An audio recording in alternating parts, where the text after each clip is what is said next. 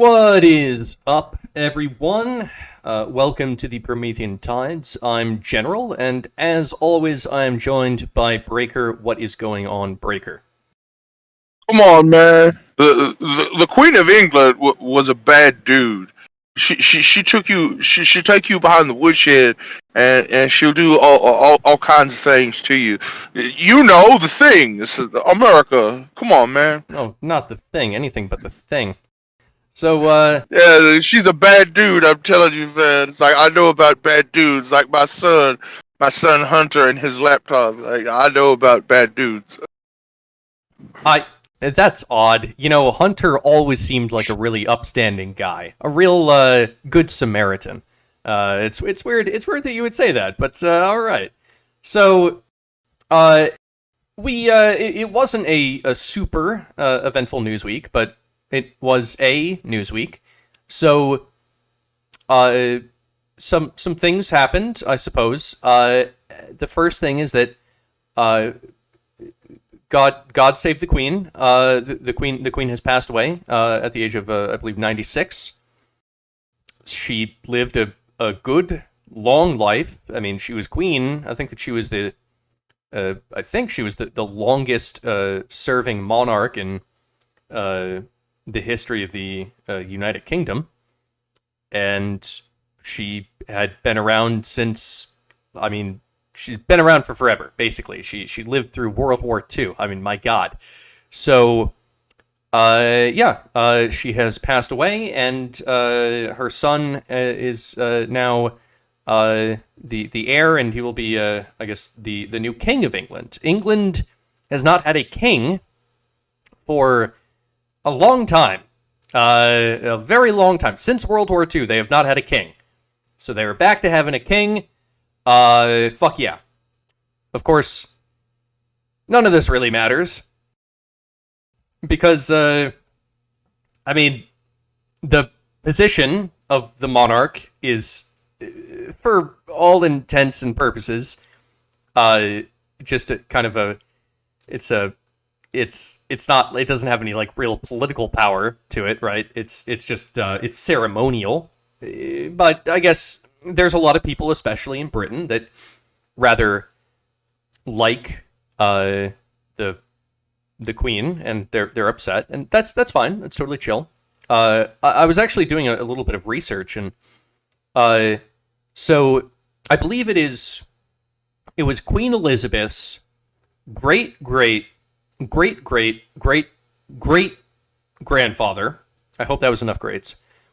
Who was actually King George III.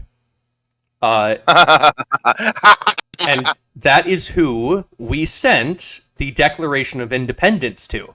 So it was America that told her great grandfather to fuck off. So I thought that was a little interesting bit of history, but yeah. So here's the article. Queen Elizabeth II has died. And little did they know, roughly 200 years later, they would be playing the American national anthem with their royal band after 9/11. Well, breaking 600 years of tradition, that royal band doesn't play any other songs other than the British national anthem and specifically British music. But for that one occasion, after a 600-year-long time span, they played the American national anthem in solidarity with America after the tragedy of 9/11. Well, that was quite nice of them. Wow. So the Queen. Yeah, this The Queen came to the throne in 1952. Jesus Christ, she was sitting on that seat for a fucking minute. Yeah, it's like you mentioned before. It's like it's mostly ceremonial and not actually politically binding. It's like, okay, you're not entirely wrong about that. In like a constitutional monarchy like England, there is like this explicit separation of direct political power and legislative power, as we would delineate it in America, with the actual monarch. But the monarch, it's not like they're completely out of the loop in the machinations of state power, because if you remember not too long ago, the British Parliament was going to consider being prorogued, which the Parliament has to go to the monarch and says, okay, we have such a chaotic and shitty Parliament here that we can't get anything done. Will you disband this? And the Parliament has to go before the monarch, and the monarch has full carte blanche to just liquidate that whole government structure and hold a new vote. So the monarch in England very much still has hands on the levers of power, but not in the explicit and direct way, in the stereotypical way that you might be thinking, where they could just say jump and then everyone just asks how high. Right, yeah, they have they have some slight minor political powers, but they're also in such a position that even if they were to exercise those powers, they would have to do so in a very non-partisan way. And it's kind of like royal ethics, if you notice about the royal family. It's like, there's like this ethical boundary where it's like, okay, if you're a member of the royal family, you do not directly make public statements regarding politics. And this is a thing that a lot of the more recent inductees through marriage and the political apparatchik of the royal family have gotten a little bit of hot water over, and Elizabeth was like, shut your fucking mouth and stop doing this shit, you fucking idiot. See, yeah, that's actually wisdom from the crown. Don't get involved with politics, you know, however you want to phrase it, like, the lion doesn't concern itself with the affairs of the sheep, or whatever. However you want to phrase it, yeah, just don't get involved with that shit. Well, you're supposed to sit there and be super rich and pampered, and and just be I don't know exactly what they do with their time, honestly. I assume they do things, shaking hands, waving. I know that they wave a lot. Yeah, by the way, it's been that way, in case you weren't aware, it's been that way roughly since the time of fucking Shakespeare. Yeah, since it was the fucking 1400s. No, it was... Okay, I could be wrong on this, because I am a stupid American, and I know American stuff, but I don't, care that much about the history of other places.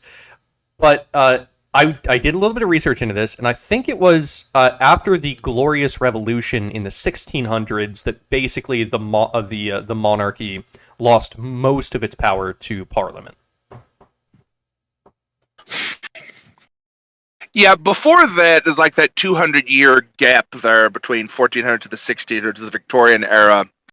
It was technically supposed to be like that on paper, but what the monarchs would do is they would do a whole bunch of circumlocutory crap to get around it, because of the massive power and influence that they had over certain people. So it wasn't until the 1600s where they were just like, okay, we're going to start doing this the quote-unquote right way, and that's when it became more as you would refer to, of the ceremonial architecture. Well, Breaker, I understand a little bit of your politics, or at least I hope I do, because we've been fucking talking for years now. Your position here, I believe, and I'll try to steel man it as best I can, you would prefer that actually the monarchy be given back a lot of its traditional powers, because Parliament is a group of people that are not necessarily acting in the interests of the state or its people. They're just trying to win a popularity contest, while also being bribed and lobbied, and none of it seems to be functional. I believe that is your position on the idea of a monarchy. Yeah, it would probably be something in between, more like Saudi Arabian level and English level, where I think when it comes down to like direct governance, this is like why the American thing happened in the first place, mind you. It's because King George III was over there in frickin' England. It's like, to pay tax on that tea. And he was like literally thousands of miles away from the affairs of the colonies in America, and he wasn't aware enough of what their unique political needs were to properly send them like the correct messaging and orders to be able to make that run smoothly. So the Americans are just like, you know what, fuck this guy. We're kind of fucked over here. So you know what, we're going to be independent now, fuck you. And he was like, I bet you will, motherfucker. It's like, we'll fight a war over it. And they did.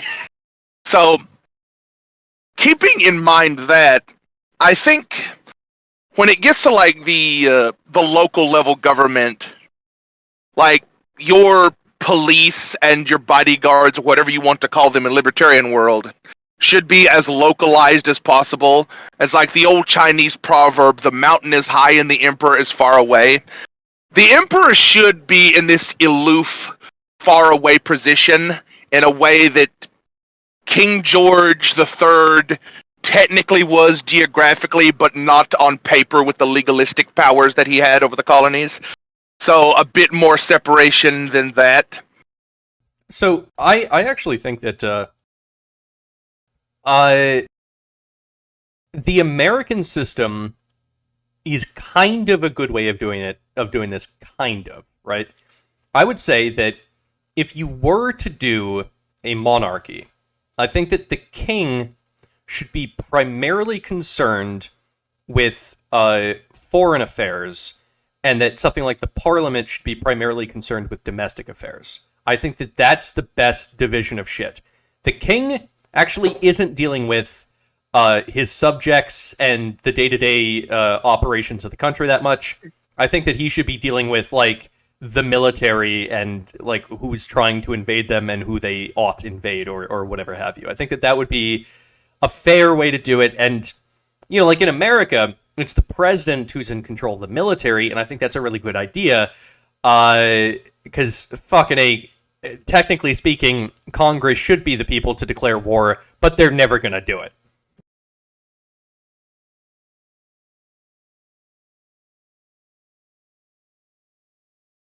But, yeah, so,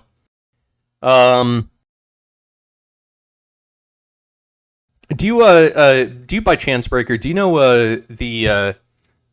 I was thinking about this, but Queen Elizabeth, I actually, off the top of my head, I don't know her last name, right? So, is she just Elizabeth? Like, are they so fucking fancy and up there that they just get to be their name? Like, she's just Elizabeth and that's all she is? Or does she actually have a last name? The last name of the current royal family of Britain is actually more Germanic in origin. I think it's Franz Kolberg Gotha. Are you serious? Because no, yes, I'm 100% serious, and this is one of the fucking the Germans. problems that the Germans control Britain. Is that what you're telling me? Fuck.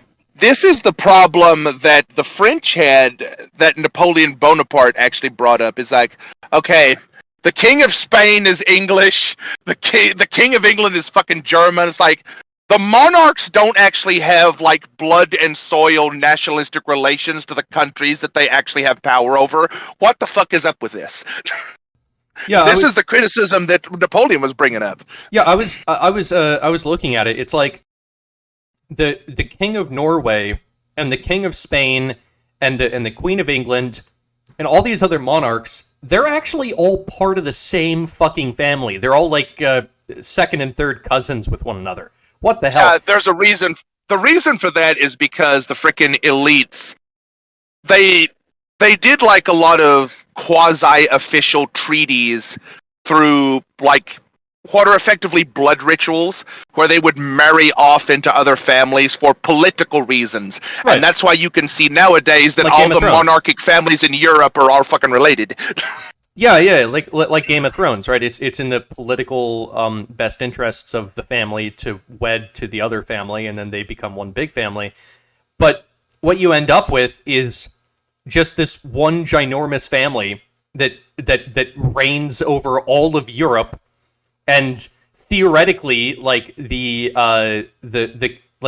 King of England would have England's best interests in mind, but actually, because like that's the point of the monarchy, right? That's the main benefit of a monarchy. It's that the king has the country's best interests at mind, but actually, the king is part of this wider family that actually just controls all of fucking Europe.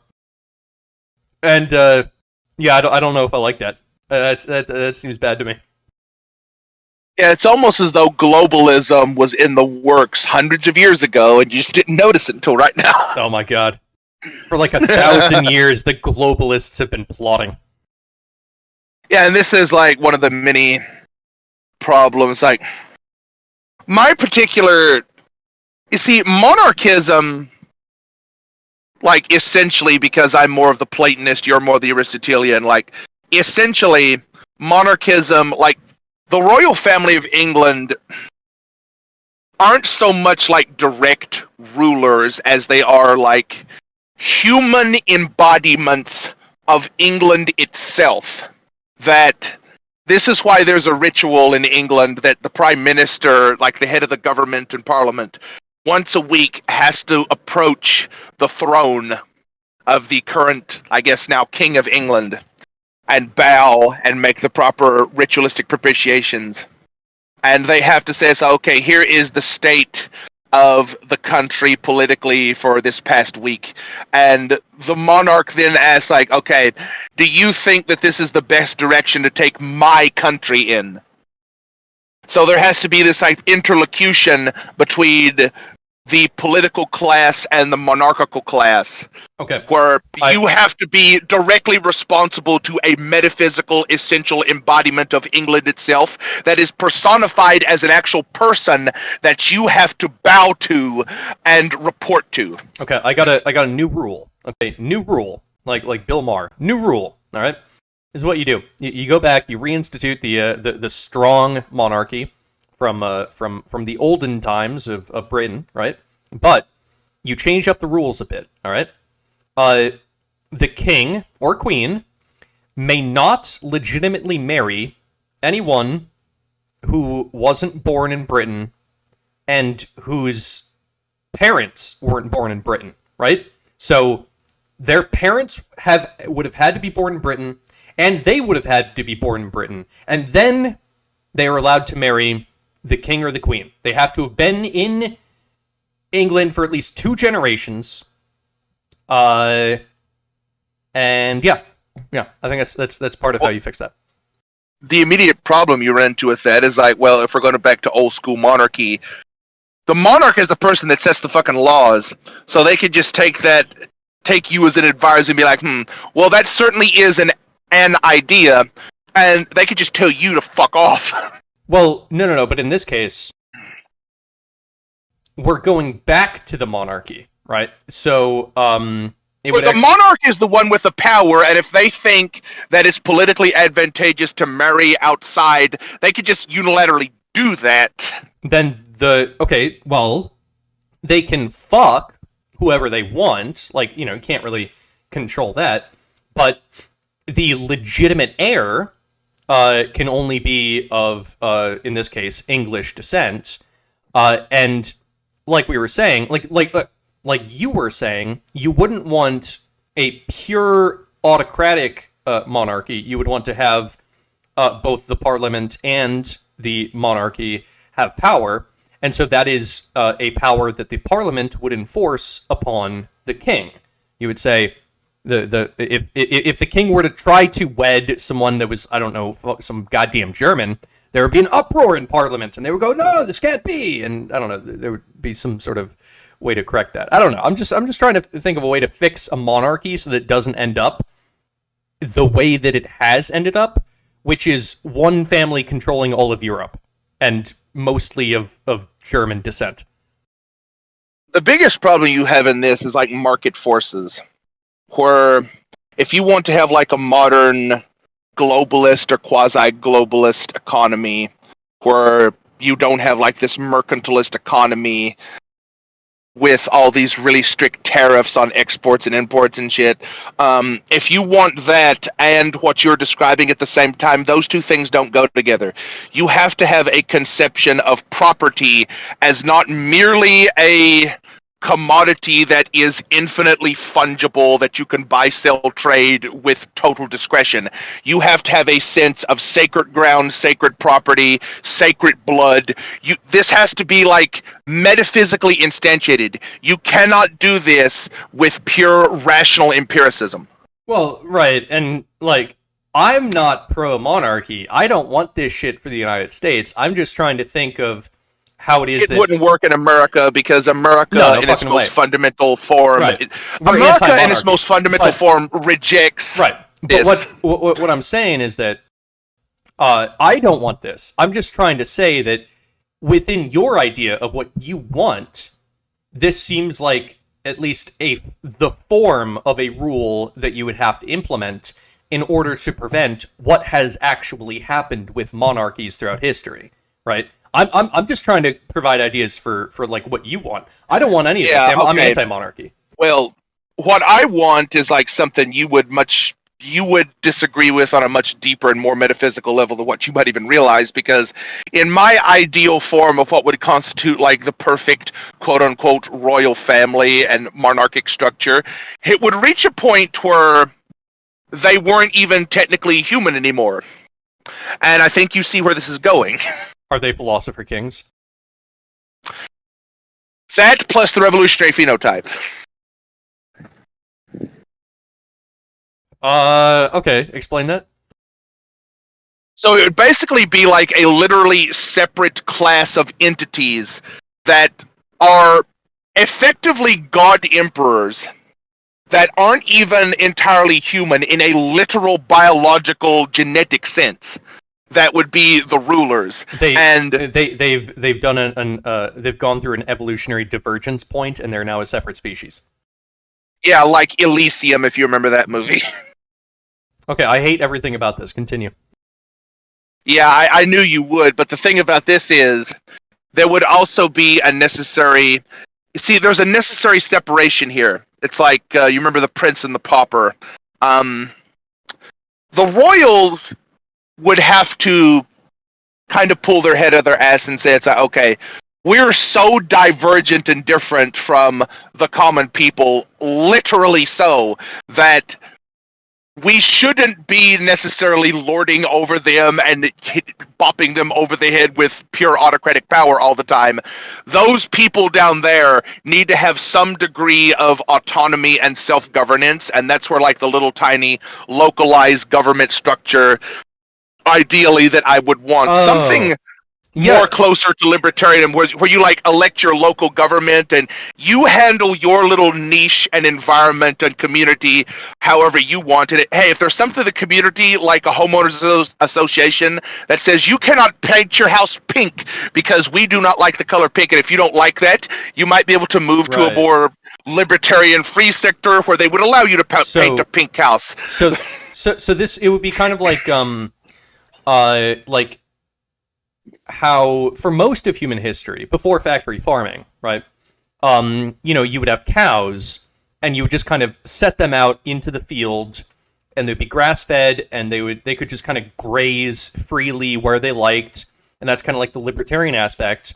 And so they can control where they graze. You're not going to tell the cow which blade of grass to eat, but you're a human. And so, overall, you control the flock, you control who gets eaten for dinner, but, they can control, which patch of grass they eat. And so in this way, like, we could set up the same dynamic relationship between the ruling class and the lower class. You can have those who...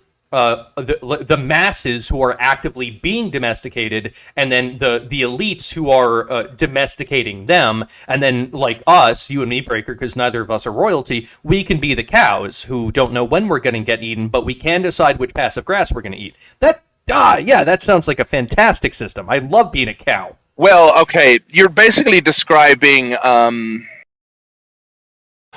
forget who wrote this book. The book is called The Time Machine. You've probably heard of this before. Yeah. I saw the movie. What was that? Back in like the Yeah. early 2000s. You saw that movie. There's an older movie back in the 60s too.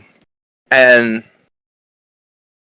basically, the more modern interpretation of that was technically closer to the book in some ways. The 60s version was a bit more romanticized, but the actual book, The Time Machine, where you have this separation between the Elox and the Molochs and the Eloi, where the Eloi are just these like domesticated surface-dwelling people that are kind of like shielded from natural selection, where the Morlocks have suffered the slings and arrows of natural selection and evolved this like predatory species where they actually use the Eloys as food by sounding the nuclear raid siren. It's like they walk zombie-like whenever they hear the siren of like, oh no, we need to get to the bomb shelter, and they all just walk in like cows, and then the Molochs eat them.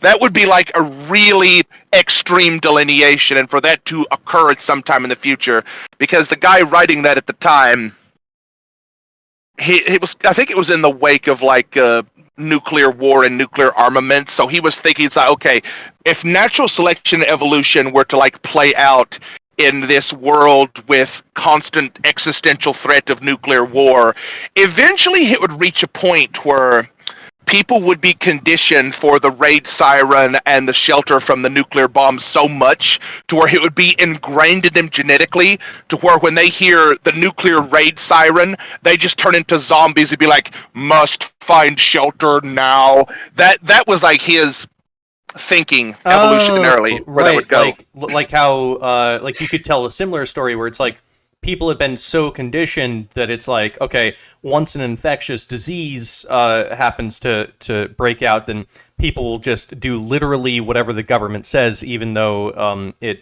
might not be the best idea for them to do that. Yeah, I don't know. I have no idea. That's theoretical. Funny how that happened. Yeah. So that okay. So all of that, what you just described, I think that could be like the end state of monarchism, and that sounds like absolute shit. I don't. That sounds like as much as I hate like whatever fucking system we're under right now, that sounds even worse. I hate that. I hate everything about all of that. This is why I'm not in support of monarchy. Well, you think that, but then you consider plants. You like plants, don't you? You like fruit? Yeah, I mean, there's some pretty tasty plants. Yeah, I usually rank things. Yeah, there's some. I rank plants and animals based off of how tasty they are. That's how much I like them. Yeah, there's some pretty good plants. There's some plants that are like so good that you, as a human with all of your wisdom, intelligence, and abstract thinking, would just act as the reproductive vector for this other species and intentionally and willingly propagate its reproduction just so you could eat a certain amount of it, then start the cycle over again. Isn't what you're describing what plants have already done to us right now? Well, yeah. So, human beings and plants have entered into basically an intertwined evolutionary history, right? So, the plants are molding us, and we're molding the plants. To some extent, you can say the same thing about dogs, right? We evolved alongside the dog. It's not just that we domesticate the dog also kind of domesticates us. There's never a one-way street in evolution. If you're domesticating something, it is also domesticating you simultaneously, and all the time. So all of these things that we've domesticated, well, we're also being influenced to do their whims and their biddings. And that's totally chill, right? I love that. I think it's great. It's mutualism, right? And that's something that exists in ecosystems, and it's great. I love mutualism, right? What you're proposing is having the human race enter a speciation event where it's the two separate human species that are doing different roles, where one of the humans turns into the cow and the other one turns into the ruling human. And yes, they're both domesticating each other and kind of playing off of themselves, but one of them ends up getting eaten by the other one. And there's nothing about that I like. I don't want to actually have the human species do a speciation event. I think that seems like a bad idea, personally speaking. I don't know, but it just seems also, there's there's an even colder and more cynical version of this that happened in the movie Logan's Run, if you remember that. In Logan's Run, it was instead of like a human speciation, it was just an AI overlord doing it. And the AI was just like, it was programmed to, because this was like a post-apocalyptic scenario where no one living in this world actually even remembers this at this point. But in this world, there's like these domes that are like these shelters from the outside. And the nuclear half-life of this like post-apocalypse war scenario has already played out outside of the domes. But the AI curator, the constant gardener, has just been programmed to maintain life within these shelter environments for as long as possible. And its way of doing this, logically, was do not allow any humans to get past the age of 35. So it makes up this whole religious schema. If no one can make it past the age of 35, that means that no one can become president. Fuck. Well, that would be one problem. But another problem is it has to do this to just maintain like a certain population density and a certain quality of people. So logically, it devises the way to do this because it's in charge of humans, so it makes like this religious cult where it creates this religious system where people renew at carousel. They have little jewels in their hands that change colors the older they get. And whenever their gem in their hand changes to another color, they change all of their clothes, so everything about them represents this color of their age. Yeah. And by the time they get in their 30s, the gem turns red. And when it turns red and they wear the red clothes, it's getting time to renew at carousel. But some people run away from this because they don't want to die. Well, and that's okay. Why they're called runners. Right, so that's I don't believe I've seen the movie. It sounds interesting, but whatever that AI is fucking dumb, right? Because in mankind's natural state, back when we were living in the wilderness and there was no such thing as civilization, there was no agriculture, we were just doing hunter-gatherer shit, people lived a lot longer than 35. We would keep our elders alive, and the reason is because it's actually very beneficial for the human race to have old people that have lots of wisdom and know how to do shit. Maybe they're not as strong as they used to be, but they know the world and they have a lot of skills and knowledge that they can teach. It's actually incredibly important for human beings to live until they're like at least 65, which, by the way, that's how long they would live. Like, even in hunter-gatherer society, you could live up to 70, right? The reason why the average... it's infant mortality. We both know this. Yeah, well, I'm just explaining to the audience, okay? 'Cause it's not just you and me talking.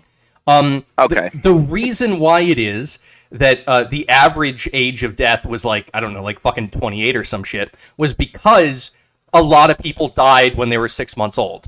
But if you actually, if you just look at all the people that survived past the age of 1, you could expect to live till 70. Back in hunter-gatherer society. Okay. Here's the problem, though, because in the Logan's Run universe, like, all the infants are basically... all humans are born, like, through this quasi-artificial selection. It's like, the AI is actually taking sperm and egg and putting them together.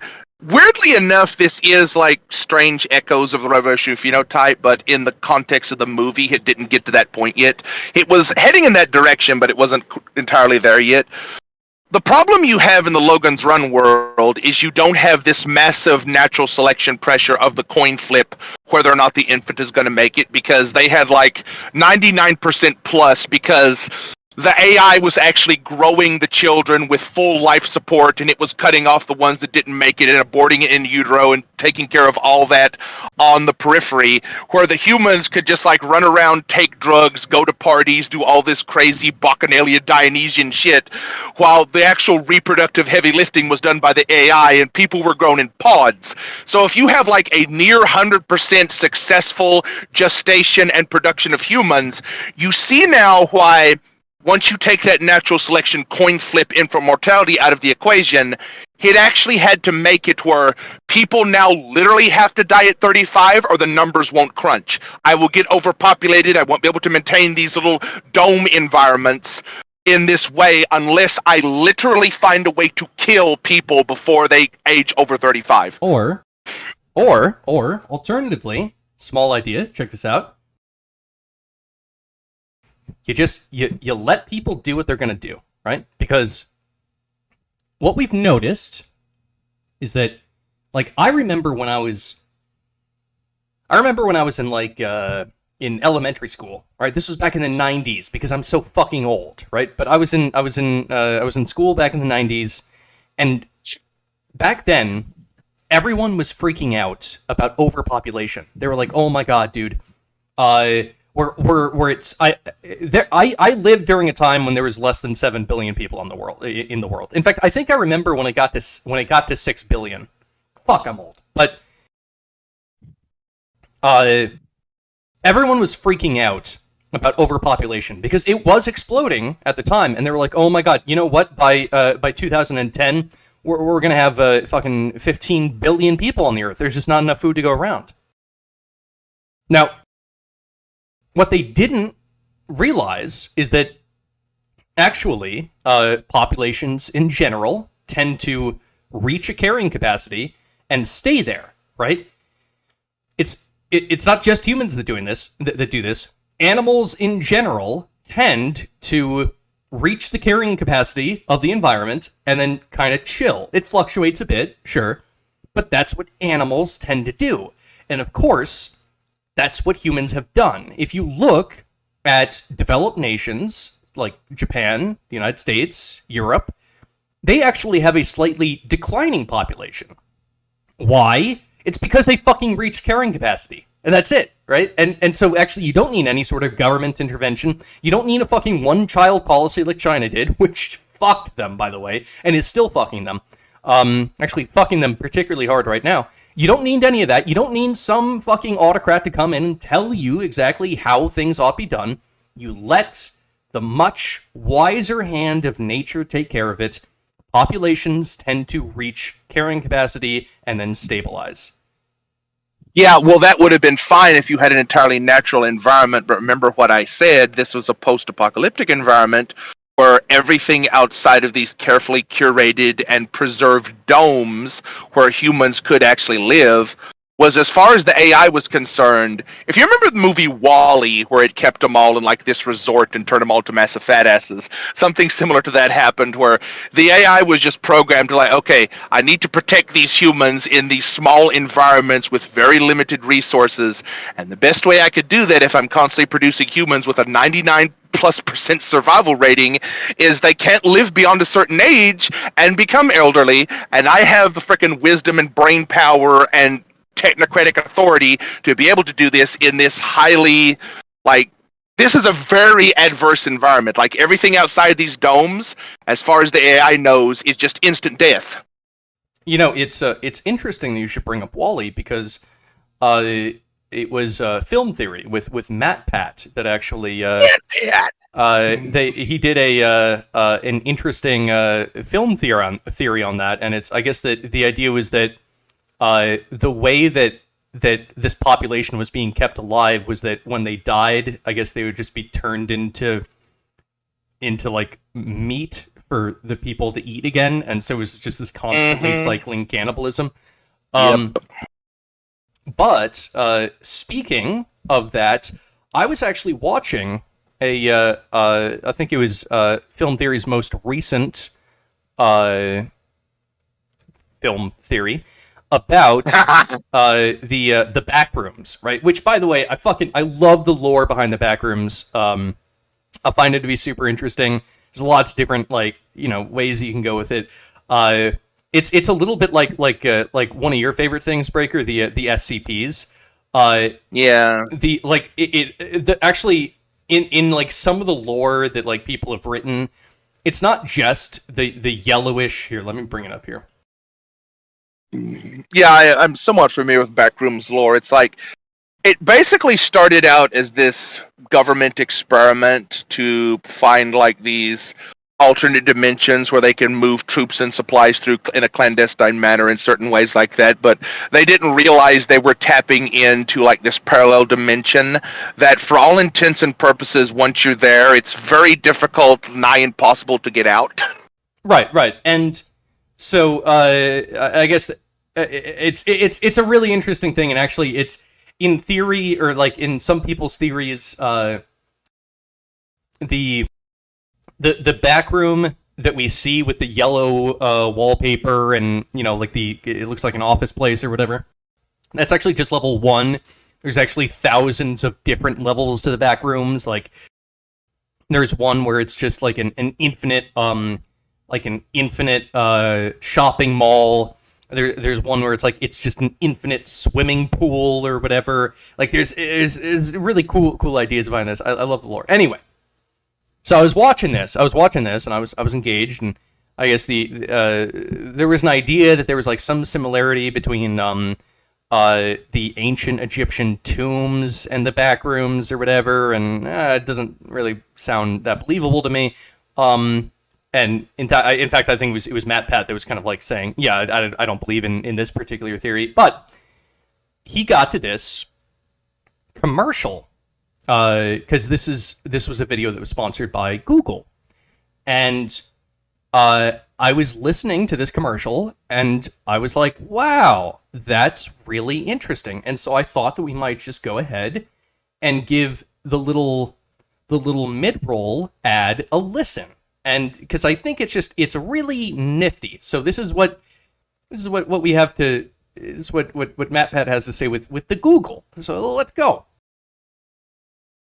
That's pretty much the main points the fan-created Backrooms is actually Egypt theory. What's my take on it? Well, before we get to that, let's pause for a moment to thank our sponsor for this portion of today's video, Google. Have you noticed that Google recently added all these little badges across search, maps, and shopping to let you know at a glance that you're supporting diversely owned local businesses? Because nice, dude. Diversely owned local businesses. Let's go. Little badges. This is good, right? This is excellent. honestly, if I hadn't been sponsored by them, I wouldn't have. And you know what? I love it. I am so glad that they've partnered with me to tell you about this because I think it's an awesome new tool that more people should be aware of. Google has always been about sorting the world's information, right? Well, these new I mean, yeah, they've been about sorting the world's information. Maybe a couple other things, but yeah, sure. badges empower you with the information that you need to support businesses that fit with your unique set of values. Suddenly identifying women, Black, Latino, and veteran-owned businesses.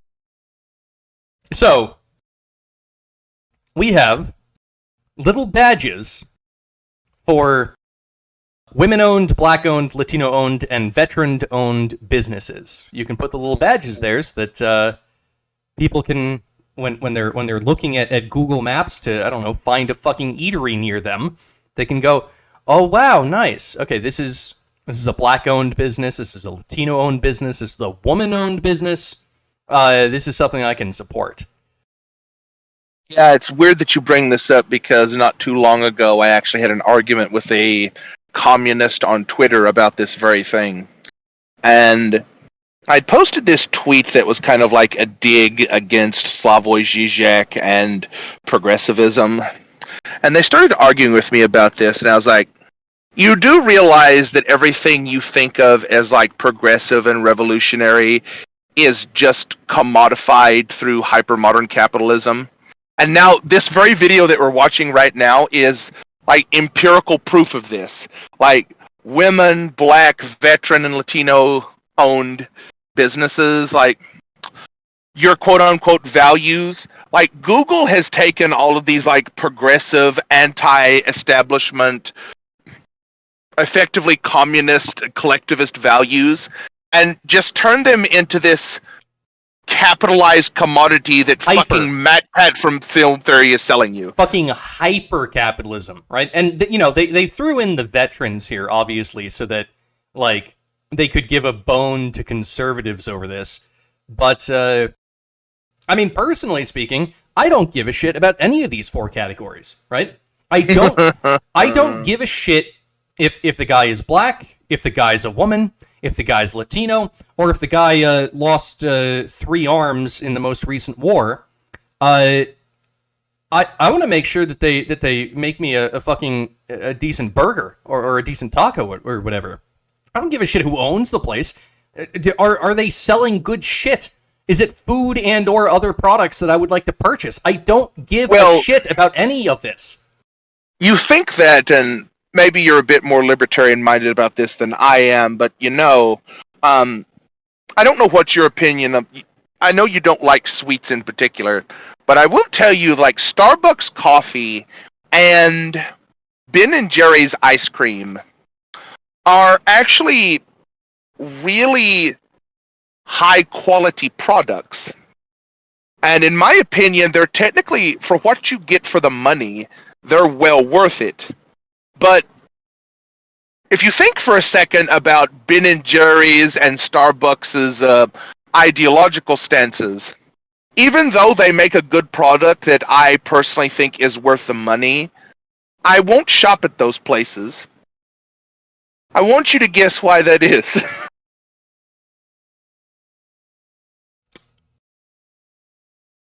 Well, I would imagine it's the same reason why some people boycott Chick-fil-A.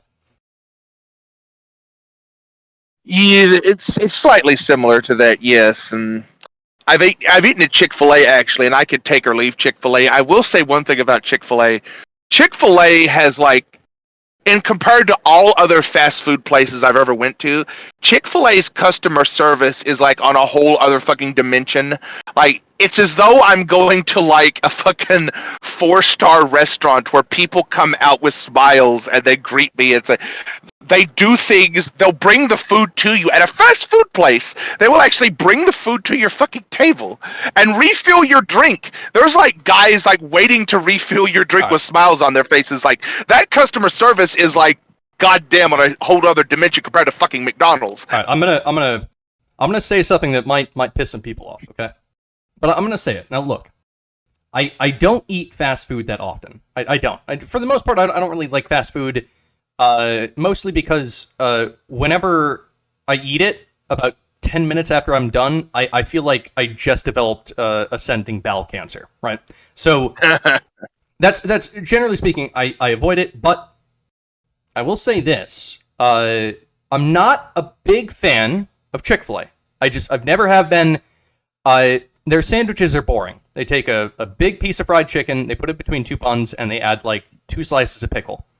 I know a lot of people love Chick-fil-A. I'm not a big fan of Chick-fil-A. I'm sorry. If I had to choose a chicken sandwich, honestly, straight up out of the chicken sandwiches that I've had, I really like the McDonald's spicy chicken sandwich. It's very simple. It's basically a glorified chicken McNugget on a patty, but it's rather tasty, and I do like it. But I will say this is not sponsored. Out of all the fast food places that I've eaten at, the best place to get a goddamn burger is Checker Burger. Checker Burger is the shit. Their fries are fantastic. Their burgers are fucking amazing. They actually taste like they were made from a cow. It actually does taste like meat. And they have these little. I went there recently. They have these little their fries are really good, and they have this special coating for their fries, that with a lot of spices on them, and they actually took those spices and they just threw them on mozzarella sticks. So they have fried, their fry coated mozzarella sticks they're really good. So anyway, I just want to say Checker Burger, excellent place, kind of a small place. I think they're really just on the East Coast, but they're quite good. I'd recommend them. Not sponsored, but hey, Checker Burger, if you're listening, I will sing your praises every day. Where was I going with this?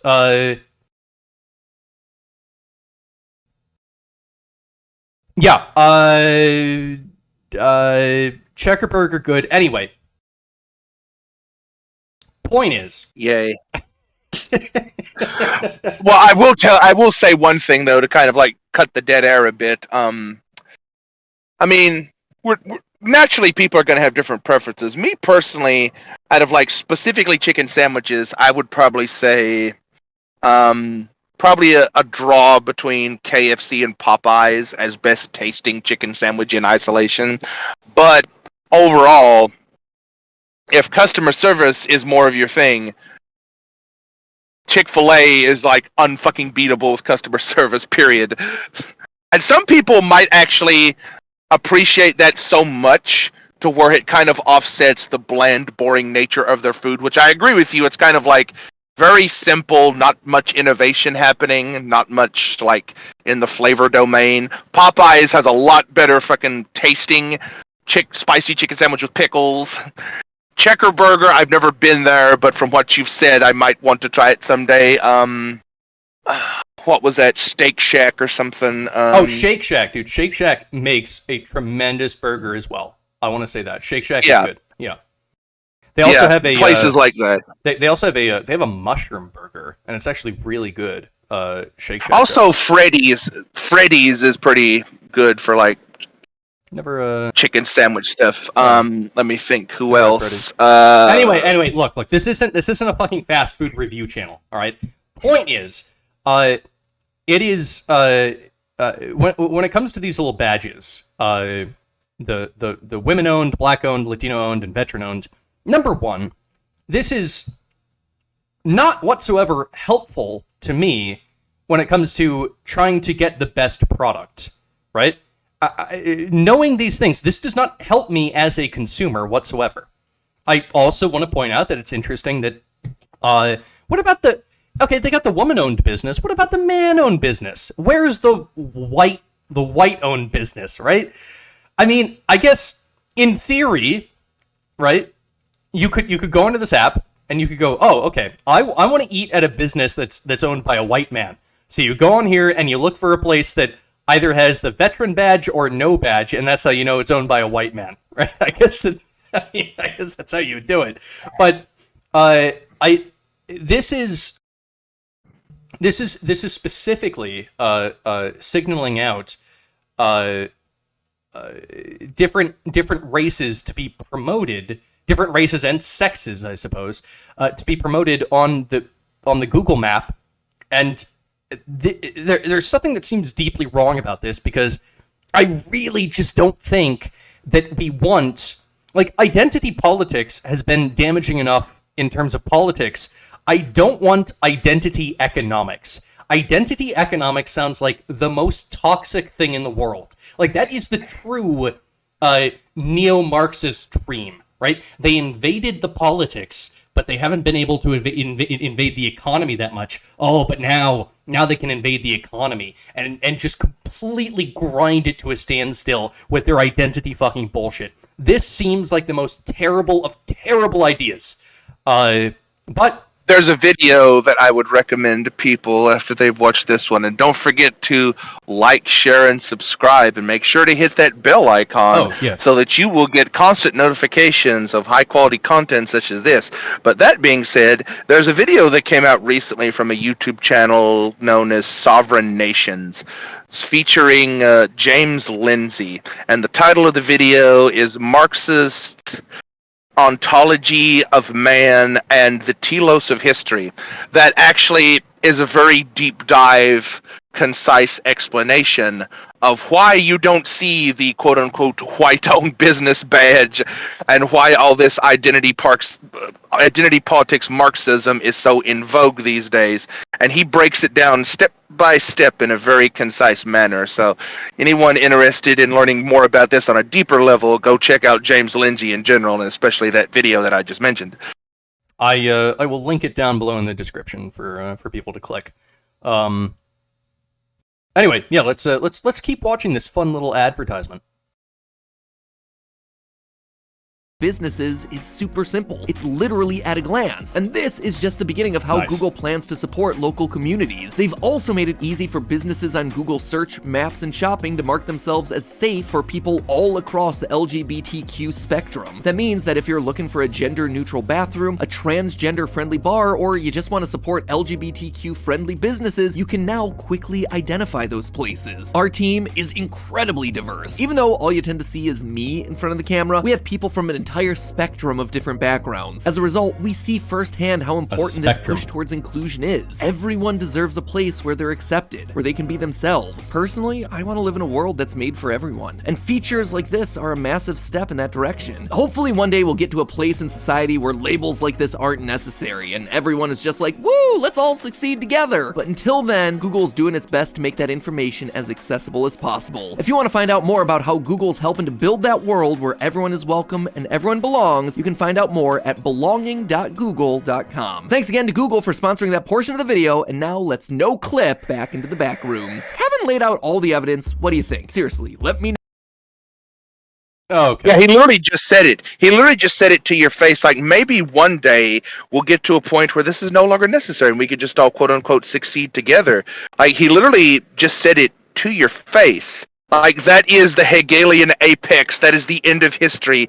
That is the attainment of man's godhood as perfect social man, where everyone thinks the same thing, acts the same way. There is no more race. There is no more delineation. There is no more diversity. Everything is just a perfect socialist monoculture. Right. I watched this ad and I couldn't believe what I saw. Because I mean, with the LGBTQ safe businesses, right? Okay, great. We have some LGBTQ safe businesses. Now, which businesses are going to be LGBTQ safe? Well, all of them are. Every single last one, because they better be. Because corporate fucking mandates it and Google mandates it, and if you're not LGBTQ safe, then we're taking you off the special listing. And this is a way where actually, let's say that you have a business, right?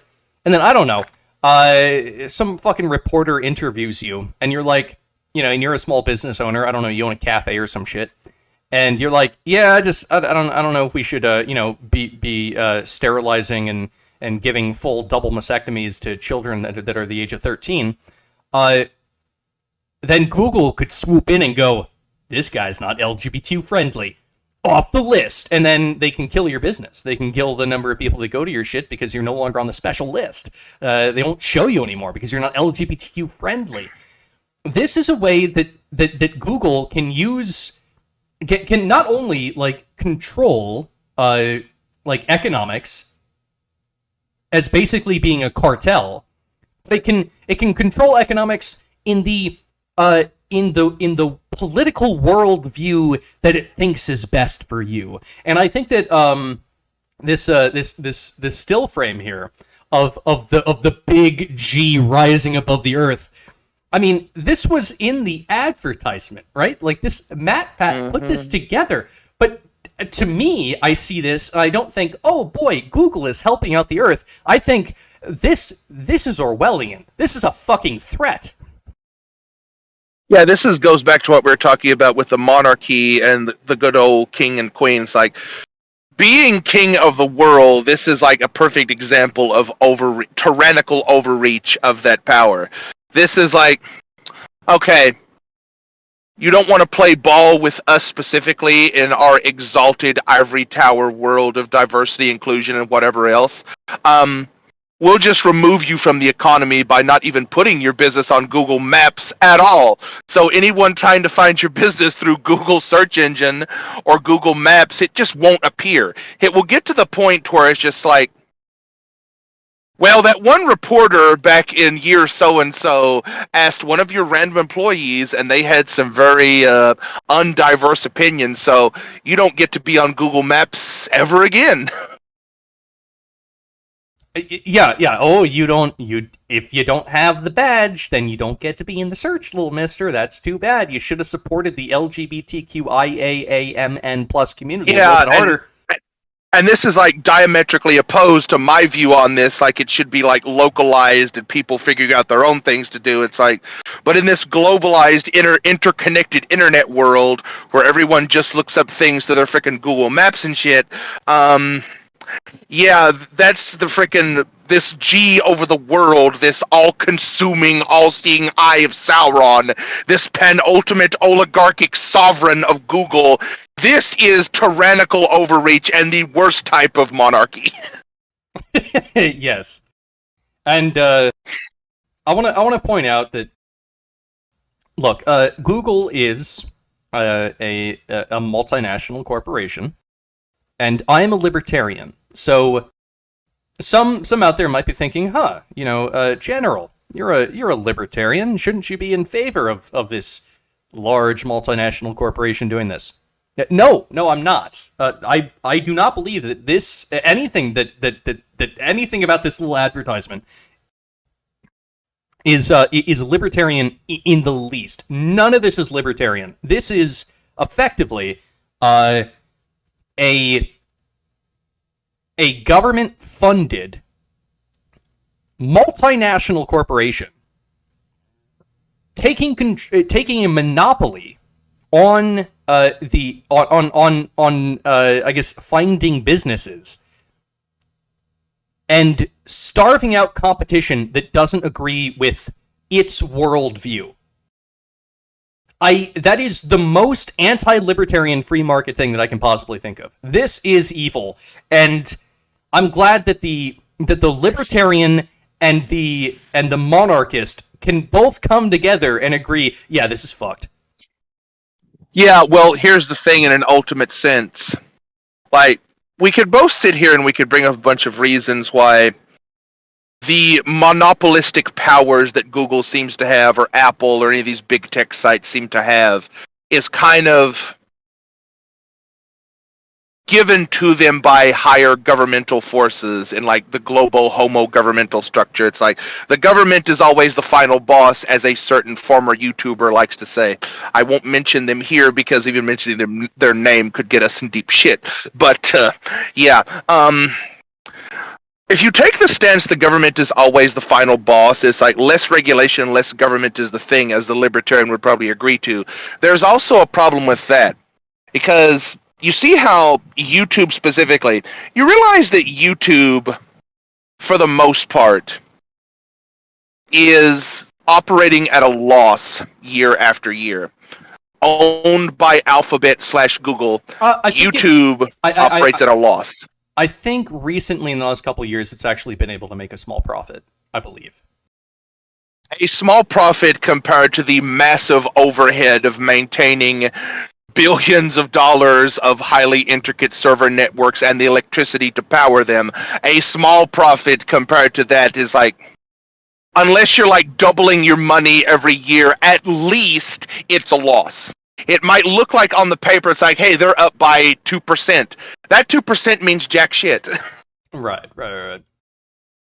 So here's the thing.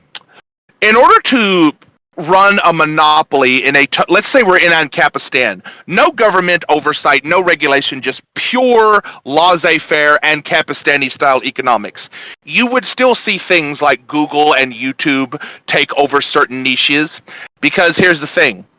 If I'm running like a website that is like the premier video sharing content website like we're currently talking on right now, I might do a calculation and say it's like there are ways beyond pure material profit gain that this is very, very important to me, and I'm willing to take a loss on this.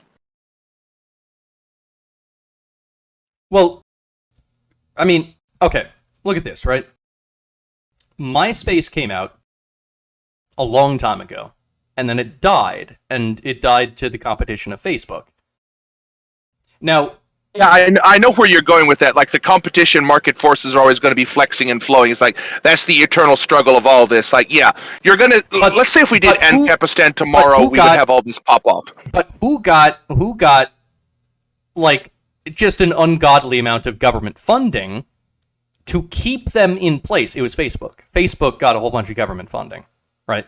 So Yeah, because the year before Facebook, literally, you can look this up. The year before Facebook came out, the actual U.S. government, in the wake of 9/11 and the defense Alphabet City acronym, DoD, Department of Defense, and that whole shit came out. They actually floated the idea of creating a government.gov website that would basically effectively be Facebook, where you would put all of your fucking personal information on. And, you know, at that time, even in the wake of 9/11, people were a bit antsy about that. So they kind of went quiet on that. And the very next year, Facebook started. Right.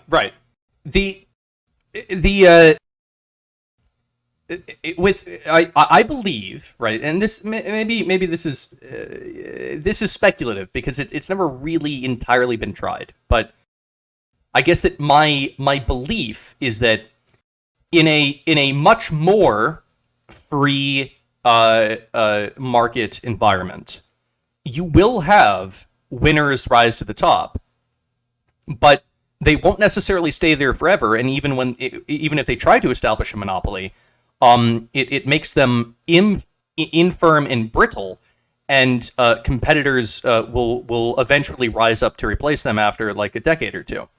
Well, I can tell you an example of this that just happens in basic biology. With no human brains involved in it whatsoever, there are species that exist and have existed for millions of years that fit this very definition. One of them is sharks. Sharks, as we encounter them nowadays, that is like a multi-million-year-old species. And there's no government... Hundreds of millions. Hundreds of millions of years. There's no government intervening finger on high to keep sharks as the apex predators of the sea. That happened 100% naturally. Right, and even though they are apex predators of the sea, they don't control the entire ecosystem. And by the way, they do face competition. It's called fucking whales. A dolphin or a killer whale. I mean, these are cetaceans that can fuck up a shark. So mammals. Those are mammals that were on land and went back into the sea, and now they breathe oxygen. Right. So that alone is like a massive advantage they have, is like being able to aspirate oxygen in gaseous form quicker than what a shark can. That's an advantage that they got through an evolutionary reach around. Yeah, a fucking random evolutionary reach around. Not to extend the metaphor too far. Although there are very many parallels between ecosystem and an economy, but all I'm saying is that the reason why it is, at least in my opinion, that Google and Facebook and all of these platforms are able to be so large and monopolistic and controlling of every little thing is not actually due to market forces.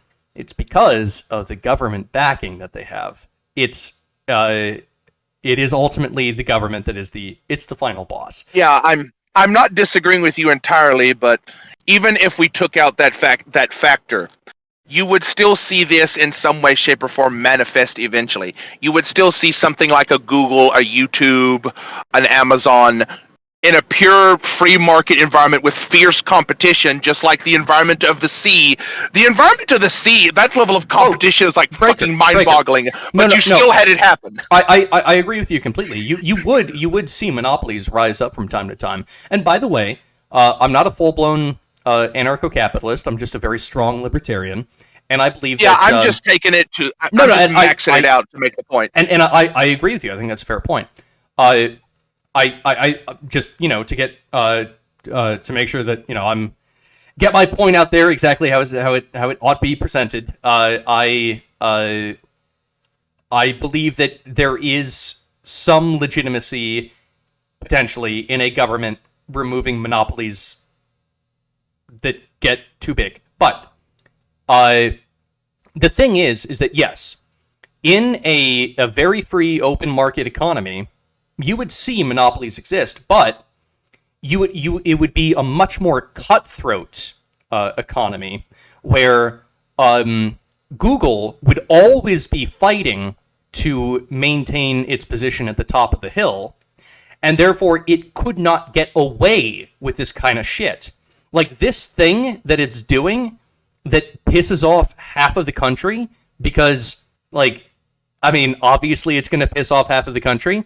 They wouldn't be able to get away with this because it would be too damaging to their profits.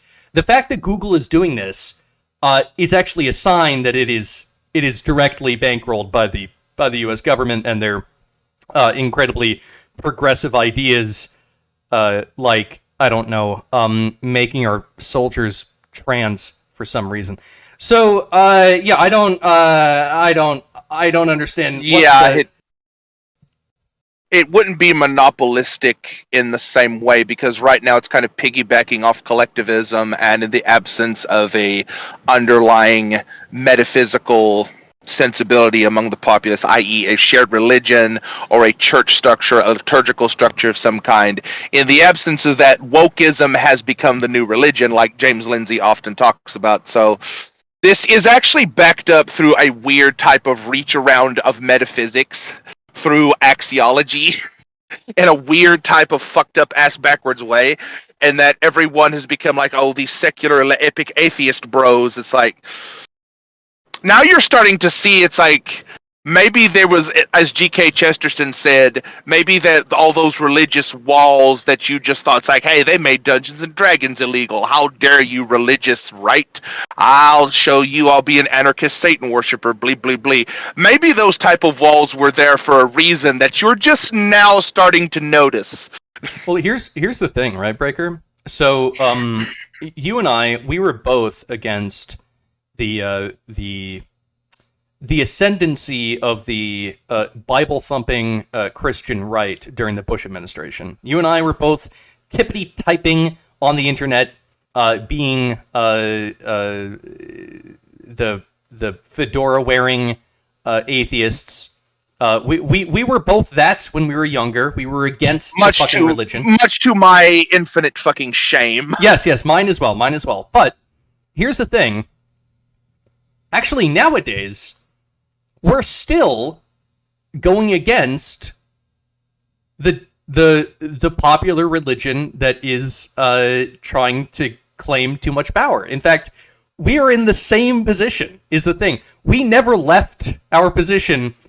In fact, we haven't changed whatsoever. We're still just fighting the religion. It's just that the religion swapped out, and now it's the intersectional religion.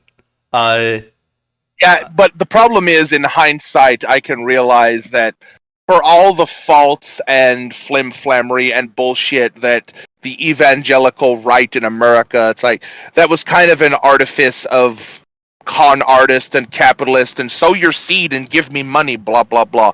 I wouldn't even consider those, knowing what I know now, as legitimate religious practitioners, to be perfectly honest with you. That prosperity gospel shit, it's like, yeah that's just a fucking ploy for you to get money tax-free. That's an obvious fucking scam. Yeah, but the fucking wokies are a worse, more transcendental form of that same scam, but now they have government backing, which is actually worse than the fucking evangelicals. Oh, yeah, this is... I lived through the Bush administration, and I thought that was the worst shit that America was ever going to do. And it turns out that I would like to get off Mr. Bones' wild ride, because it did get worse, and we're in it. All those slippery slope arguments. Remember those slippery slope arguments where they made it a fallacy? Oh, that's a slippery slope fallacy. You're going to fall in. They're going to be marrying dogs next. That's a slippery slope fallacy. But now they literally are marrying dogs next. Yeah, it turns out the slippery slope fallacy is not quite a fallacy, actually. It's more of a prediction through natural law, but the religious talking heads that you saw most of the fedoras, you can still see these fedora atheists. Pay very close attention. All the fucking fedora atheist motherfuckers, with very few exceptions, they will just nutpick. They will find like a crazy biblical literalist that thinks the world is 6,000 years old, and they will spend hours vehemently arguing against this person's clearly absurd fucking position, where I've even talked to other deeply religious people, and even they are like, yeah, Ken Ham is full of shit. Yeah, I was in the shower the other day, and I was like having like a shower thought. I was like, you know what? Maybe maybe we just shouldn't refer to it as being leftist ideology anymore, right? Just call it leftist. Call it what it is. It's leftist theology. Like whenever you're That's gonna what James Lindsay's doing. right, yeah, exactly. Like whenever you're gonna whenever like you're about to say, oh yeah, the ideology of the left, just stop yourself and just say, no, yes, the theology of the left, because that is actually the beast that we are dealing with. It's not an ideology; it's a theology. But well, there's a problem with that. Like there's a very subtle problem with this. We are going to have to get back to a more concretized metaphysic. We are going to have to get back. It's like you and I individually as intellectuals, quote unquote, might still be in the philosopher camp and constantly saying that the religion is actually false. But the people above us, the elites and the rulers that say the religion is useful, are reinforcing this shit, even through, like, the Fedora atheists themselves are a weird type of ass-backwards religion. If you watch enough fucking fedoras, you'll slowly start to realize that the vehement, atheistic, God-not-real motherfuckers are themselves a type of ass-backwards religion with the head chopped off and shoved into the swamp. oh god, I'm thinking about like back when I think I had just graduated college. It was like a year or two after I graduated college. I was dating this girl. And not for very long, mind you. But I was dating this girl, and I went to a bar with her, and she was. I told her, yeah, you know, I for whatever reason God got brought up. I think she asked me if I believe in God, and I said no, and she was like, "What? Are you an atheist?" I said, I mean, I guess I'm really more of an agnostic, I suppose. But yeah, I mean, atheistic agnostic, sure, whatever. Yeah, I'm sure, whatever. And she was like, "Are you a new atheist?" I was like, what's a new atheist?" Because I wasn't paying that much attention back then. And so, basically, I guess that all the way back then, there was a divergence between the new atheists and I guess the gay atheists or whatever. And yeah, South Park predicted that, by the way. You remember, like, the United Atheist Alliance or the United League of Atheists. right, they did. I remember that episode. Yeah, and because she was like, yeah, like atheism needs to be about inclusivity, diversity, and feminism. And I was like, well, I'm pretty sure that atheism is just like not believing in God. Why does it have to include feminism? And then she was like, oh, you're part of the new atheist crew. I don't like that. And I was so confused at the time. I mean, it made sense like a couple of years later when I got more into the politics of the thing. But that was such a bizarre fucking interaction that I had with this girl. Of course, now I think I hate both. So that's cool. But I here's the thing. In recognition of diversity, I was thinking that here, let me pull it up here. Yeah, eventually the philosopher class is going to have to stop saying merely the religion is false. Because, okay, you and me both know that donkeys don't talk and snakes don't talk. Like, literally speaking, these animalistic creatures that are depicted in the Bible as having human speech faculties, literally and scientifically, okay, we can say it's like, that's not scientifically accurate. And we would both agree that, like, donkeys do not have human vocal cords, and therefore they cannot form words. Okay, that's a thing that we can both agree on, I would imagine. But the problem with this is there's a deeper, more symbolic sign regime underlying that is very much natural and useful and necessary for the continuation of the human species. Whether you like it or not, whether you like to poke fun, it's like, world created in 7 days, give me a break. Like, yeah, 7 24-hour days, like, yeah, we could talk about that for a while. But eventually we have to get back to some type of like symbolic underlying metaphysic that's like, why is chopping a 14-year-old's breasts off is bad? We might be in ways that it's bad. We might be able to we might be able to say that to a certain degree we don't like it, hurdy-durdy-dur. But being like this free-minded atheistic mindset, how can you like undercut that with like a moral judgment? In order to undercut like teenage mastectomies and trans kids and all this shit, you have to ultimately come down to some type of deeper moral ethos, where at the end of the day, you're going to have to say, it's like, I know they're not my children, but you can't do that with children in general. And libertarianism and secularism doesn't give you that toolkit. Libertarianism says, well, you do what you want with your kids over there, and I'll just avoid you. That's the most libertarianism and secularism can do. You have to reach a point where it's like, no, that is wrong, and I will prevent you from doing it because fuck you. Well, I think that I think that the best course of action is not to go to war with someone, but when you see that they're making a mistake, that I mean, this is what the left is doing, right? They're saying, okay, like here's like the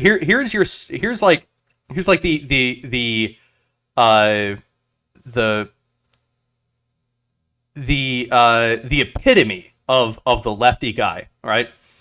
He's dating a girl. She's on the pill. He gets a vasectomy in consolidation with you know the Roe v. Wade decision from the Supreme Court. Now she's already taken the pill and she's gotten her tubes tied. And also, you know, he's into cuckoldry, so she's fucking some guy on the side. But somehow, I don't know, a kid manages to be they manage to reproduce somehow, and then they teach it to be the opposite gender, and then they sterilize it and give it either a castration or a double mastectomy, right? And meanwhile, they say that no one should be having children because climate change is going to end the world anyway, right? That's the pinnacle of the leftyism, right? Now, from my perspective as a libertarian, I see these people doing this shit, and I go, okay, well, you're not long for this world, genetically speaking. So, you know what? You do you, man. What I'm going to do is I'm not going to go to war with you. I'm not going to fucking try to tread on what you think is a great way to live your life. I'm just going to do my own shit, because I'm pretty confident that my own shit is going to turn out a lot better than your shit is. So, like, I honestly, I think that is the best way to deal with these people. You don't let them interfere in your life. If they try to interfere in your life, then you go to fucking war with them, right? You say, no, fuck you, get the fuck off my property, do not interfere in my life. But as long as they're just keeping to their own shit, and they're just doing their own thing, let them do their own thing. They're ultimately gonna end themselves genetically anyway, so it doesn't matter. I'm gonna ask you this is very serious now, okay? Now, let's say that you personally, like with everything you've given so far, you don't agree with any of this type of stuff, and you don't want it for your children. Let's say you reach a point that is quickly approaching. Let's say you reach a point where, oh God, you have children, and you think to yourself, it's like, well, I'm an atheist. I'm not part of any like religious community or actionable community. I could send my kids to private school, but think of the options you have as a non-religious person to send your non-religious kids to a non-religious private school. Homeschool. Do you think, well, there's homeschool options, but even then, I've read, I was GED educated, so even back then I was reading like the McGraw-Hill textbooks that were required for I like mean, homeschool curriculum. At this point, like honestly, I don't believe in God. I'm not a Christian. At this point, and I would like to have kids soon, and I'm thinking about like how to raise them, and I'm like, okay, shit, you know what? I don't even mind sending them to Catholic school. I would like them to have the conservative values and, you know, not be taught to be transgendered. So they can come home and I'll tell them, yeah, look, I mean, the stuff that they're telling you about God, probably not real. Like, you don't have to believe in the God shit, but just, you know, otherwise, you know, just fucking learn the math and the science and you'll be good, right? And it's, you know, here's the thing. It is not the sole duty of the school to instruct your children, right? You as a parent, it should really be mostly your duty, right? Really, the thing about school is that they teach them math and also they provide daycare, right? That's what school effectively ought be. But when it comes to instilling values, that's not the job of the school. That's the job of you as a parent. And so looking at like the modern day school system and the modern day economy and shit like that, I'm thinking, all right, yeah, I'll send my kids to maybe Catholic school or something. And when they get home, I'll just say, look, the conservative value is good. The whole, like, you know, Jesus thing, it's really more of a metaphor. And that's fine. I can instruct them on that shit. I can do that, and that's totally fine. Well, here's the thing. The freaking Catholic school, do you think they're going to allow freaking two secular atheist people to send their freaking kids to their freaking school?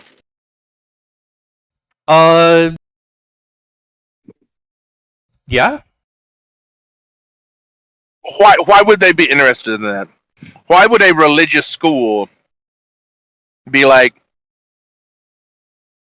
every time your kid shows up, they're like that insufferable, annoying, quasi-fedora motherfucker. Eventually, you're going to reach a terminal impasse. Okay.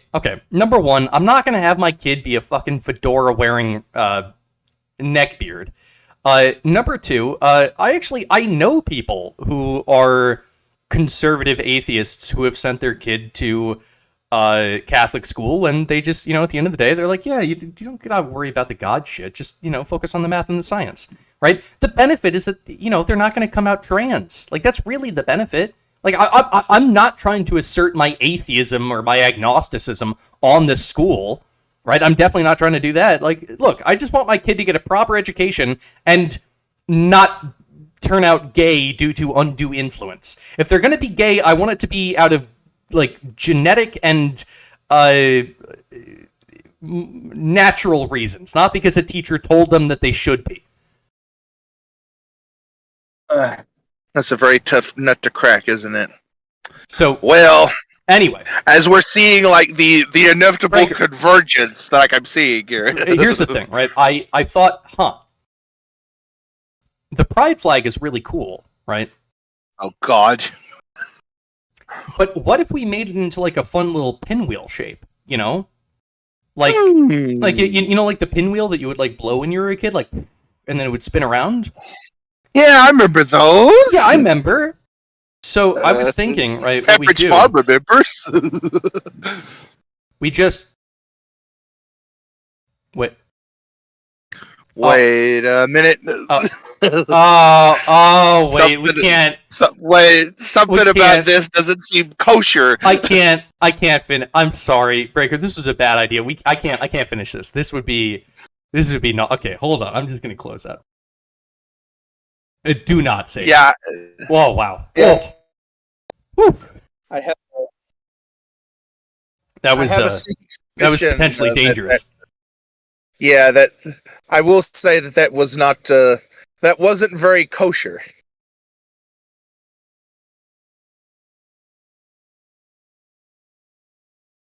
Yeah. So. I had no idea that it was gonna do that. That's fucking silly me. I thought it would just be really respectful if I just put them into like a nice little pinwheel pattern, and then I realized that something was amiss. So we apologize here, on the Promethean Tides podcast. We apologize for We didn't mean to do that. There was Yeah, definitely. I'm just glad. I'm glad that you shut that down in time. Yeah, and there was definitely no metaphorical symbology behind any of that. I would never say that there was a connection between the pride flag and whatever it is that might have. You know what? We're just gonna move on. Moving ever so swiftly on.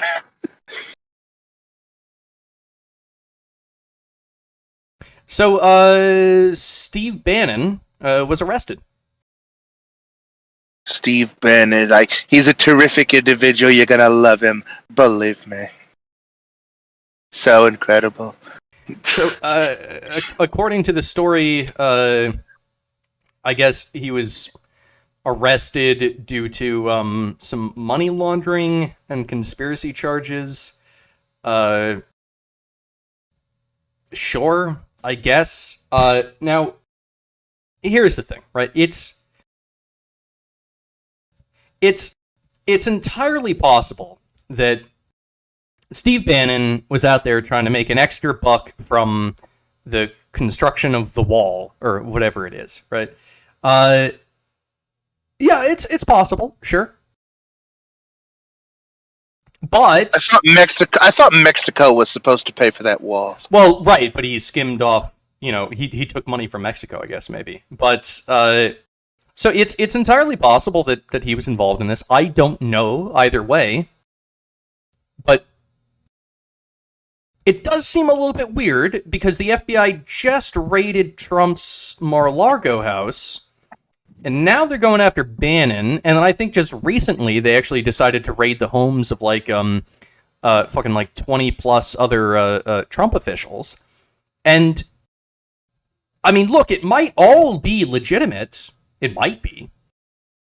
But from an alternative perspective, it also does kind of look like maybe the legal system is being used to get political opponents to stop existing because they're a threat to the establishment and they don't know how else to get rid of them. So, I mean, they can't really assassinate them because that would look too bad. So you just use the legal system to just make them go away. I'm not saying that is what is happening. It does maybe slightly look like that. I don't know. What do you think? You know what? You know what this looks like to me? Like this artistic rendering of the courtroom proceeding that you just pulled up. I have a sneaking suspicion that the artist behind this is actually right wing, and there's a very intricate, nuanced reason why I think that. It's like, okay, look at like the individuals of the state. Like, look at the bailiff on the right and the lawyer on the left. And look at Steve Bannon in the middle. He's taller than all of them. The guy on the right has, like, some pencil arm anorexic shit going on. It's like, you violated the law. Oh. And the guy on the left is like, I'm gonna get you now. And the guy in the middle is like, I will resist your tyranny to my last breath. It's like, you see where I'm going with this? You're actually right, Breaker. See, this is one of the reasons why you're on the show. You can pick out these artistic and or autistic little pieces from art here. You're right. Steve Bannon looks regal as shit, doesn't he? Everyone else looks like a fucking pisswad. They look like fucking bio-Leninists, like fucking Kafka-esque bureaucrat entrenched meat freaks. Yeah. I agree with you. The guy who did this art was based. Let's see. This is 1 out of 6 of images. Let's see what else they got. Okay, that's an actual photograph. That's the actual image of Bannon. Bannon, yeah. And, I mean, shit, man. You know what? Just as a man, he does look kind of regal. Not as regal as Trump, mind you, but he does look like kind of a regal kind of man. There he is, giving a thumbs up. I'll give him a thumbs up. Fuck yeah. There he is. Terrific. You gotta love it. There he is. And there he is. Yeah. This is from Reuters, right? So. But that freaking artist rendition was like, goddamn, that is like fucking like image number one. That's like. So That's like one of the greatest things I've seen in a while. That's like the state is represented as these like hunched over, crook nose bureaucrats and pencil armed losers. While it's like the person they're prosecuting is like head held high. The other two people's like head is down in contemplation or like scheming. It's like, ooh, I'm gonna use all my knowledge to get you. And the freaking officer is like, oh, you broke the law and I'm here to maintain justice. Oh, how dare you do this? Oh, it looks like a fucking he looks like fucking Ricky Berwick with prosthetic legs. oh my god, you're right. So The guy on the left looks like some like fucking like college like law philosopher that's the only job he could get, and he's like, I'm gonna teach you, you misogynistic homophobic racist. So in regards to all of this, Breaker, do you think, obviously we don't know all the details of this, we don't know the outcomes of the trials, we don't know the evidence, so we have to trust our gut feelings about this, right? We have to default to our guts because our minds simply do not have the information. But in your gut, Breaker, do you believe that these are legitimate arrests? Or do you think they're illegitimate arrests? Well, insofar as basically the law has devolved to the point of Banana Republic levels, where the law can spin this to be as legitimate as it wants to, but in the grand scheme of things on a metaphysical level, I'm very suspicious that this might be like some form of political strong-arming. Yeah, okay, I'm glad that we're on the same page. So I think there's more of a political motivation than there is a judicial motivation behind this, to be perfectly honest with you. yeah, I don't sense a lot of want for justice here. I think it's a want for political power and getting rid of your. I'm gonna get you. I've got you now. I've got you handcuffed. Oh, I'll hold him down while you need to execute justice. Oh. Yeah, okay, so I don't.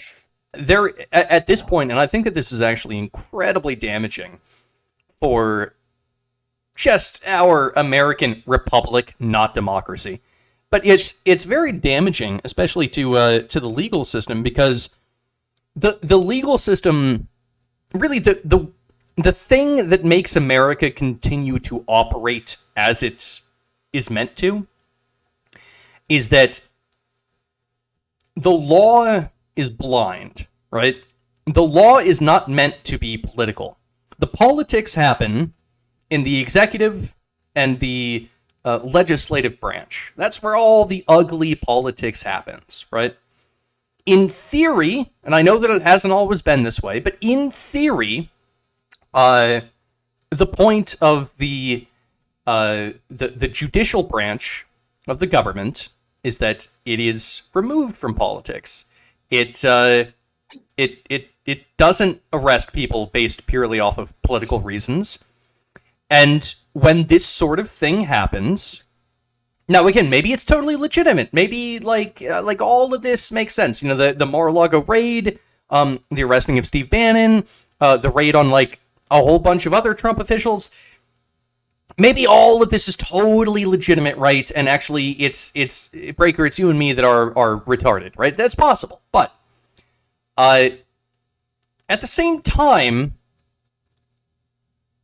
there's a lack of transparency here, a big lack of transparency, and I think that right now, more than ever, what this nation needs is transparency in why it is that these judicial actions are happening.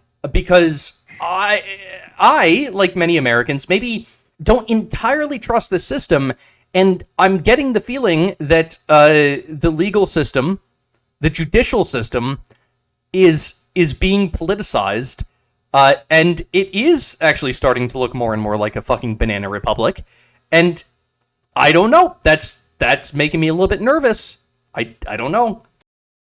Well, to be perfectly honest with you, in my perspective, that's never really been not the case. And whether it's America, whether it's any other country, it at the end of the day, it kind of doesn't freaking matter. The judicial branch of America, I would assume, I know we're getting into like a technological singularity here, but at current, I would assume it's mostly humans behind this. It was like, we like to say and we like to delude ourselves and convince ourselves, it's like, oh, the justices are like these paragons of pure justice made manifest, like completely immune from political influence, blah, blah, blah. It's like, it's funny as you were saying that, because you framed it as the legislative and the executive being like corrupted by political power and influence. And every time I hear a leftist talk about that, they talk about them being corrupted by money.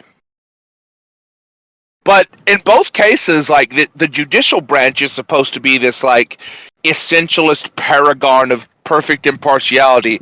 Now, if that was the case, why would you care so much that Donald Trump appointed so many Supreme Court justices? I mean, yeah, I guess it's a fair point. I guess that the judicial branch, maybe it's always been highly politicized. Maybe Now, if we lived in a country where, like, if you were a judge, you were basically like on level with the philosopher king, where you had to give up your right to be able to vote and do political activism, period. And if you were even caught donating to a political cause or an activist cause in any way, you would be disbarred immediately. If we lived in a society and a system that took it that seriously, I would be more likely to agree with you, but we don't.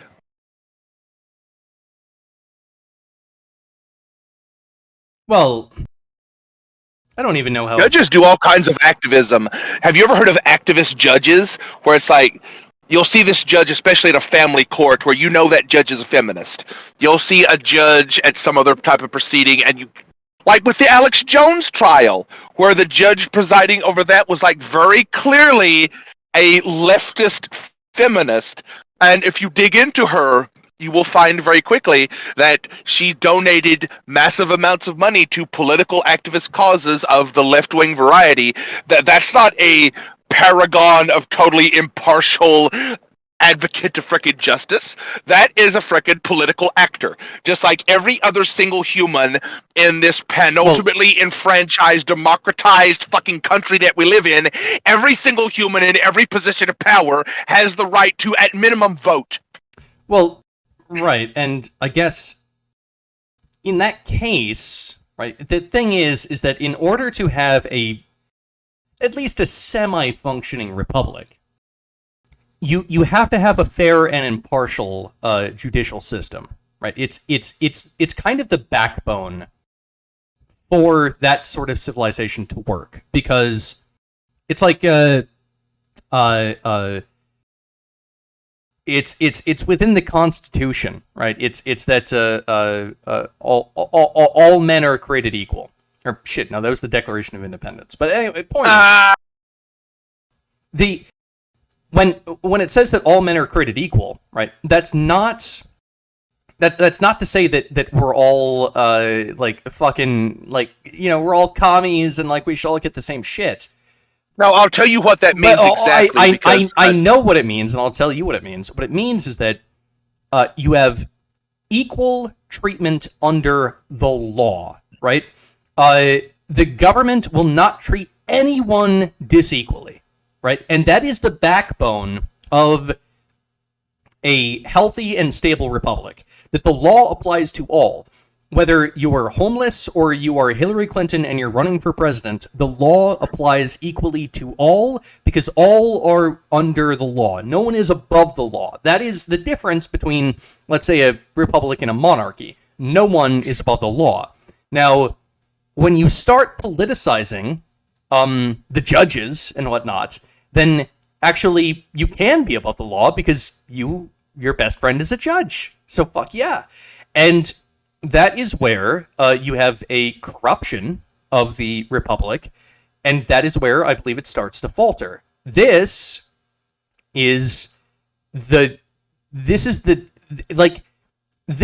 probably the most dangerous territory that a republic can find itself in, is when you have hyper-politicalization of the judicial system. Like, this is the bedrock of the republic. It's actually not the executive branch.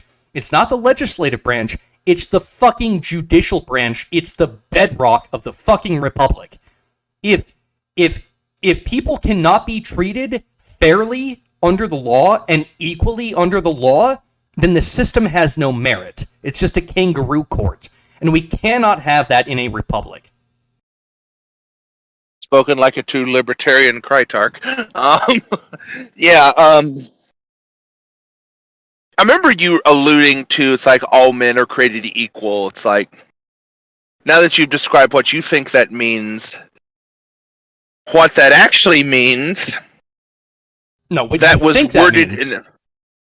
Well, we'll go with that. We'll go with my uneducated opinion as a pleb and not a legal scholar, but neither of us. We'll go with this then. Okay, not legal advice, herbidur. But anyway, the all men are created equal was specifically worded like that because the American Revolution was predicated on the divine right of kings of King George III, like we started this whole thing with, was not legitimate on a fundamental metaphysical level. There are not certain men created with a inbuilt divine mandate from on high that give them sovereign authority to rule as a monarch. That's what that's alluding to. Like, all men are created equal is basically saying it's like God does not give special privileges to a certain class or family of people, i.e. a royal family. That's what that was really alluding to. Now, as good as that might seem in the short view, then you think to yourself, well, where does power really come from? Where is crazy bred, in the heart or in the head? Like, where does this really come from? It's like, over this past 200 plus years of the American experiment, we're starting to see where that actually comes from. Where that actually comes from has more to do with, it's not what you know, it's who you know. It is the corrupt backdoor dealings and handshaking and political sleight of hands that are the ultimate intervening power in all of this. The freaking monarchs, at least you could know, and you could point to them and say, it's that person's fault as to why this thing happened. And you would have a much higher likelihood of being right when you pointed that finger at something like a royal family or a sovereign of some kind.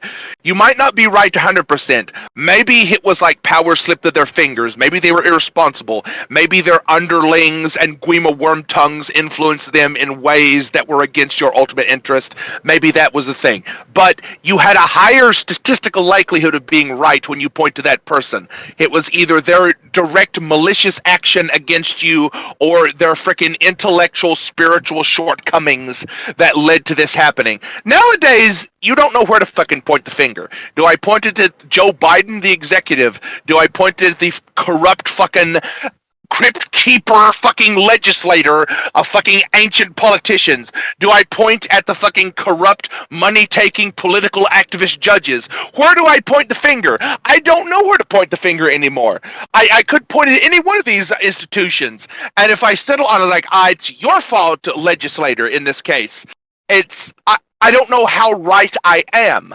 There's no statistical likelihood of like a greater than 50% likelihood where I'm right, because it could be this whole other confluence of situations that I'm not aware of. Well, I guess to back your position a little bit, the Roman Republic did not last nearly as long as the Roman Empire. The Roman Republic was actually quite short-lived in comparison. Yeah, because they gave the leader at the time emergency quote-unquote powers that they never relinquished. It is, and they just say, yeah. It is possible that actually republics are inherently short-lived and always decay into an empire, which I believe is basically what America is right now. The greatest empire to ever. We need a meme. We need that muscular Doge versus Chimus meme of like Caesar is the muscular Doge, and he's like, I was granted emergency power and seized it and became the Caesar and had a 1,000-year-long empire. And on the right is Justin Trudeau Chimus. It's like, people made fun of me on social media and didn't want to take a shot. Wait, is that where the word is that where the word seize comes from? Like, I'm gonna seize your house. Is that from Caesar? Because it's they're both spelled like the same. It ontologically, it's kind of questionable, but I like to think that is where it came from, because that's literally what happened with the Caesars of Rome and the Tsars of Russia. They literally seized the power. Is it ontologically or shit? What's the word for the source of a word? Isn't it like? It's not ontologically. It's not epistemologically. It's ontomologically. Ontos. To speak. Oh.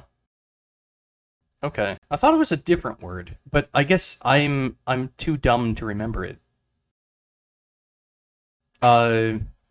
It sounds like a bunch of other words that all blend together. We're both grug brains, and I'm extremely drunk, so take everything I say with a grain of salt in this matter. But yeah, it is different than ontologically, I know. It's like the origins of words, like ontomologically, the origin of words. It's like you had the Tsars and the Caesars as like to seize power.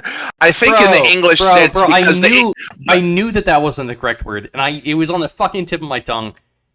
It's the etymology. Etymology, there you go. Fucking etymology, yeah.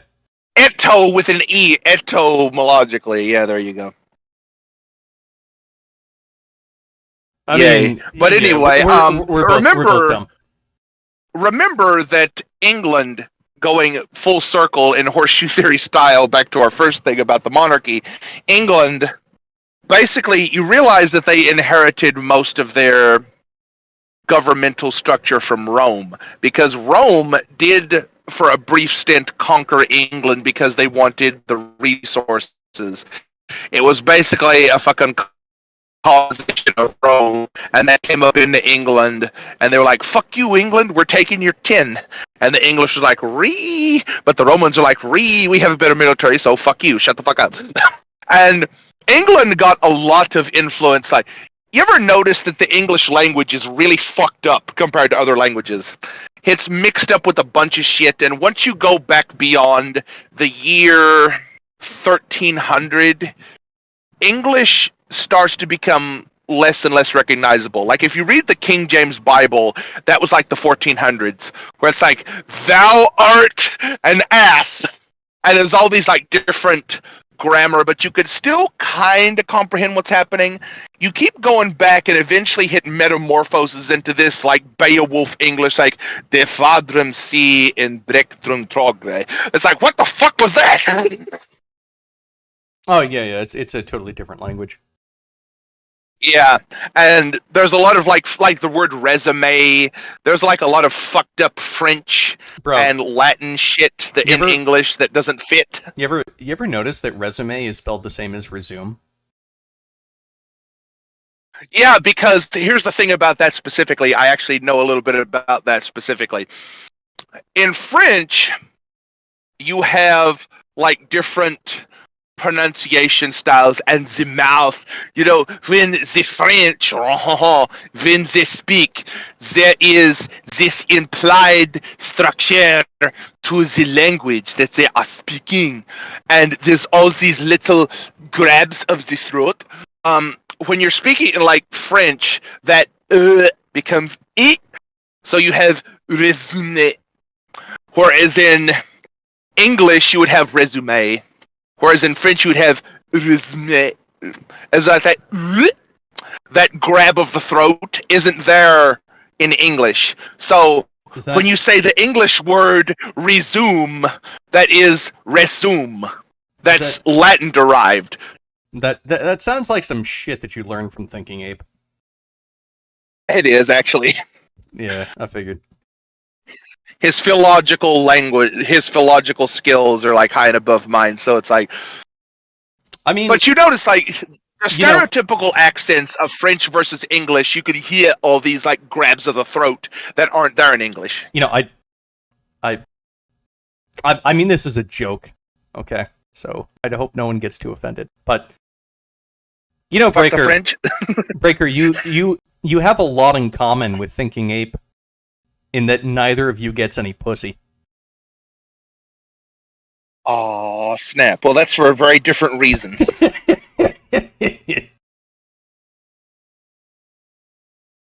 Thinking Ape is like a 40-plus-year-old man going on 50 that's just like been married several times. Is like, you know what? Fuck this bullshit. I'm sick of women.